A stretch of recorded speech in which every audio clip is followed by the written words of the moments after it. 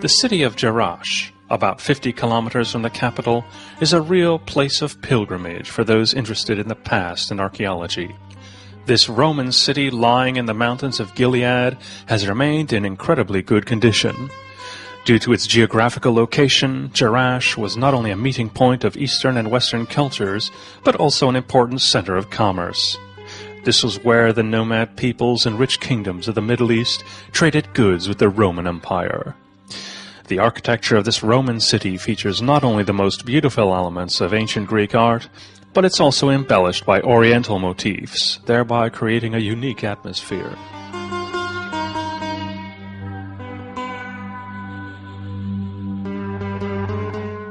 Hadrian's Arch is located about 400 meters from the edge of the city. This indicates that urban developers may have intended to further expand the city when the big earthquake of the year 747 buried Jerash along with many other cities in the Holy Land. For centuries it was questioned whether it really existed or whether it was only the product of the colorful imagination of certain historians. Then, in 1806, it was proven that Jerash, just like the Palace of Knossos and the city of Troy, very much existed. But that required an archaeologist as obsessed with his quest as Howard Carter, Arthur Evans, or Heinrich Schliemann. Jerash was discovered and excavated by German archaeologist Ulrich Sietzen. At places, he had to remove 4 to 5 meter thick layers of mud and sand that covered and thus protected the antique structures. The unusual oval shape of the forum, measuring a colossal 90 by 80 meters, may have been influenced by Arabian architectural traditions. The main road, made of huge blocks of stone and lined by a colonnade, is no less imposing than the Via Appia Antica. The road network of the city had drainage in true Roman fashion. The usual nicely carved fountains and the market square, the agora, were duly there too. The city had 3 theaters and many temples.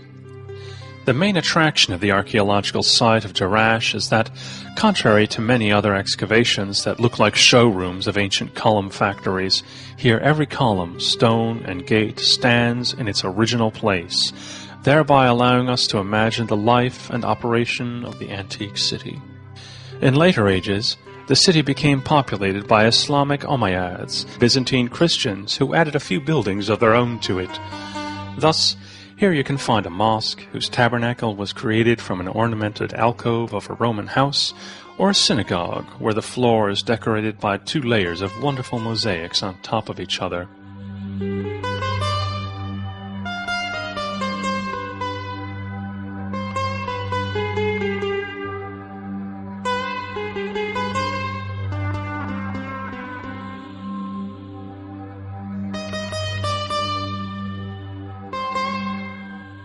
The archaeological excavation is still ongoing at the site. According to Roman traditions, the city was designed along the Cardo Maximus, the axis of a road running in a north-south direction, crossed by 2 perpendicular main roads. The city was surrounded by fortified walls. Another usual feature is the Hippodrome, which had a seating capacity of 15,000 and was a venue to many athletic competitions and chariot races that are so well known from Ben-Hur. The Jerash facility spanned over 240 meters. A small river ran through the city that, of course, had aqueducts and public baths as well. The gorgeous Fountain of the Nymphs dates back to 191 AD and is a testament to the artistic skills of the stonecutter. The water in the marble-covered 2-story shrine flowed down to a granite basin.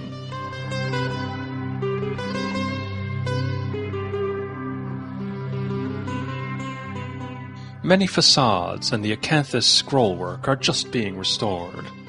The reconstruction of one of the theaters is complete by now.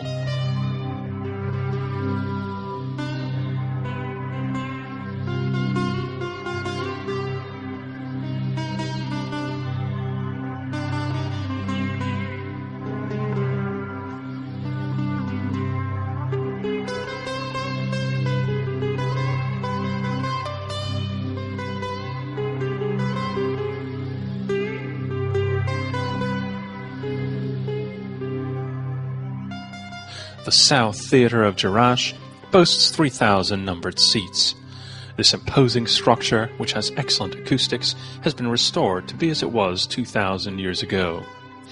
Once, it was a venue of ritual and religious ceremonies, allegedly with the assistance of naked dancers. Well, we're several centuries late for that show. But there is something you can see in our age. This is the place of the annual Jerash Art Festival.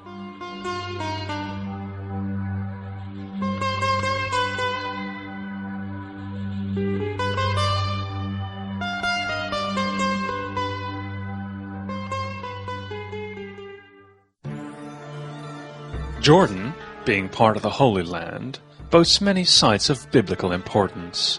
According to the Old Testament, God showed Moses Canaan, the Promised Land, from Mount Nebo.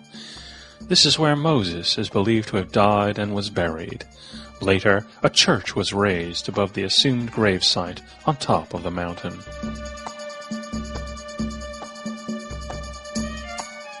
Strange as it may sound, this rolling rock used to serve as a gate once.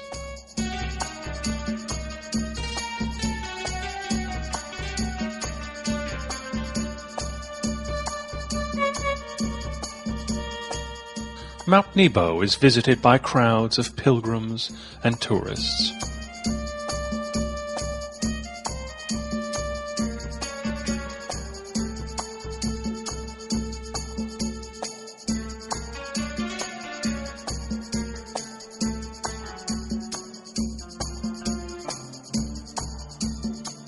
The Byzantine-style basilica features beautiful mosaics made by the masters of the Madaba Mosaic School, who also created the map of 2.3 million mosaic pieces depicting the Holy Land.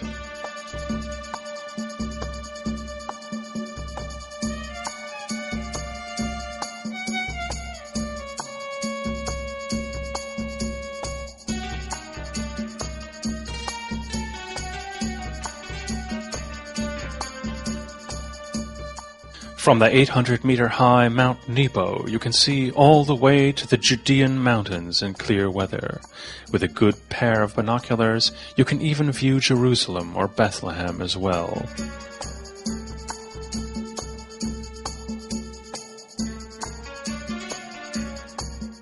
Due to climate changes, the land once flowing with milk and honey has become a desert by now.